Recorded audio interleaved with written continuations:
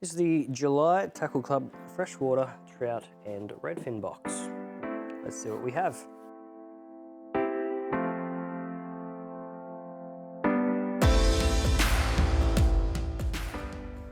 First up, from Pontoon 21, we've got a nice little vibe style lure here, so hard body vibe. So just tie a line to the top, and obviously on the vertical retrieve, this thing's going to and just shudder like a vibration.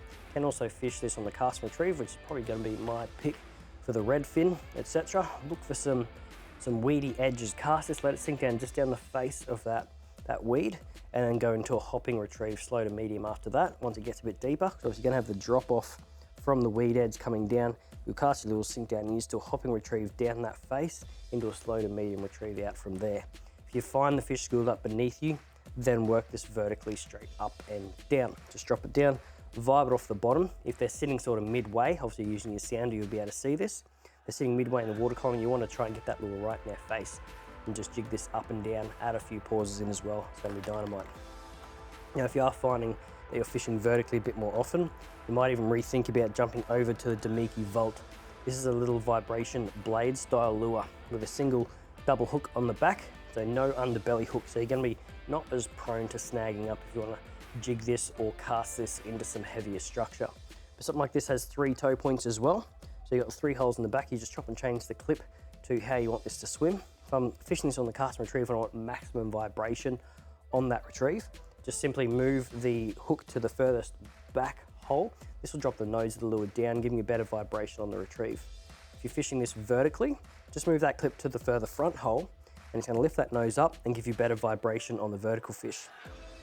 If you're going to be chopping and changing your retrieves between the two, just leave it on the middle one, then it's going to be sort of the best all-rounder for both sort of usages.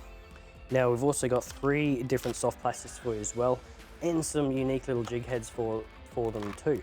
So I'll start off with the jig heads. These are the spin right jig heads.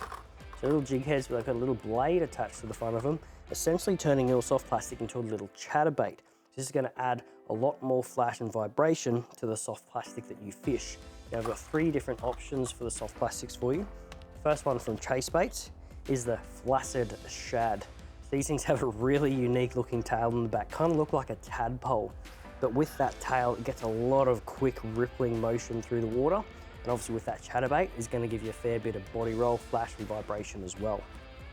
Next up, we've got the Armour Shad, Damiki Armour Shad in the 3-inch. So these are a T-tail paddle tail. So these are going to have a tight tail swimming action, a very tight body roll. Chuck on these jig heads to add the flash and vibration. It's going to give it a little bit more body roll as well as making a little bit more snag resistance. So something like this, if you've got some trees or rocks, it's going to be perfect for casting up into those snags. If you want to fish this straight down the middle of a stream, you can do that, because with that big blade on the front, it means it's going to be more snag resistant essentially. If you want a smaller profile bait as opposed to these bigger ones here, then the last one is from Brawler Baits. This is the Brawler Baits Bruce. This is like a little yabby kind of profile soft plastic. Once again, chucking this jig head, the chatterbait jig heads on them, is going to give it some nice flash and vibration, but I'll probably fish this one with a lot more pauses. So I'm going to be like doing a hop, get that flash and vibration happening, pause, let it sink back down. If you want to imitate this yabby, which is just darting off the bottom, sinking back down over and over again. If you find you've got some nice trout chasing after it, feel free to speed up the retrieve. It's going to look like this yabby's trying to swim away from it, and these fish are going to dart after it and often fight over it as well. And that's it for the Trout and Redfin box this month. If you want to check it out or any of the others in the range, just head to www.tackleclub.com.au.